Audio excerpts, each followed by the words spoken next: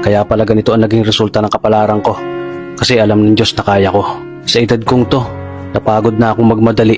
Kaya lahat ng ginagawa ko ngayon, ini-enjoy ko na lang. Siguro sa dami na rin ng aking pinagdaanan, napagtanto ko na ang buhay ay mas malawak at mas mahiwaga pa sa mga problemang dumarating sa buhay natin. Tumatanda na tayo, baka sa kakahabol natin sa masagana at maayos na buhay, ay hindi na natin na-enjoy ang buhay. Baka nabubuhay na lang tayo dahil nape-pressure tayo sa sasabihin ng ibang tao.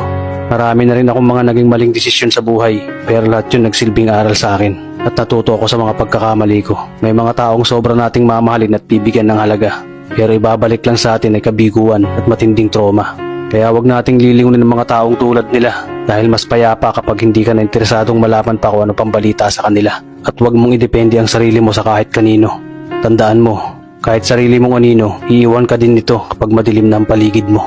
Kailangan natin matutunan na huwag ikumpara ang sarili natin sa iba dahil hindi natin laban ang laban nila. Karera mo to, di nila karera. Dahil ang buhay ay hindi naman nasusukat sa kung sino ang mayaman, kundi kung sino ang payapa.